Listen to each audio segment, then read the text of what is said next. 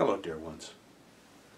I've been giving a lot of thought to the balance between activism and spiritual practice. Some of you may have noticed this, in that I've been giving that intersection a great deal of thought for many, many years.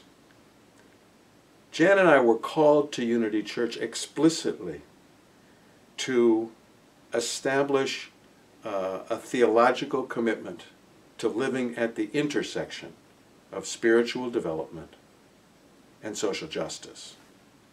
We've made strides as a community toward living right there.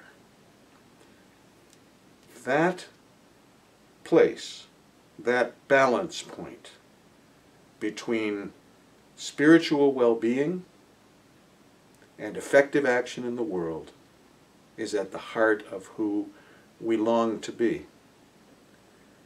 It's especially difficult in these days when we, both as a community and as individuals, are being called upon to live into a time that we can't quite imagine, into a future which will, without doubt, be very different from the places from which we come.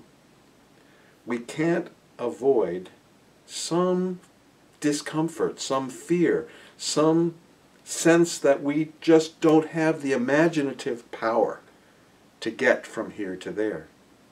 But the heart of our calling, friends, is to be a prophetic community.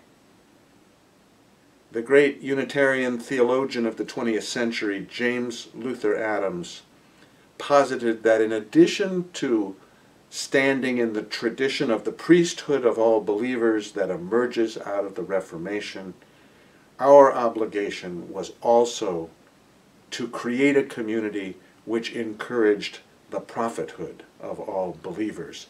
He wrote this: "The prophetic liberal church is the church in which persons think and work together to interpret the signs of the times in the light of their faith, to make explicit through discussion the epical thinking that the times demand. The prophetic liberal church is the church in which all members share the common responsibility to attempt to foresee the consequences of human behavior, both individual and institutional, with the intention of making history instead of being merely pushed around by it. Only then can we, together, foresee doom and mend our common ways." Do you hear it, friends? Our obligation now is to live lives that encourage a kind of depth, a kind of centered, grounded, compassionate being that helps us convene among ourselves and listen carefully to the conversations out of which a new world will, I assure you, emerge. This is not the end, but we are not going back to business as usual. We can no longer suffer the indignity of privilege when so many around us remain in such need. Nor can we allow ourselves to become lost in the agony of others.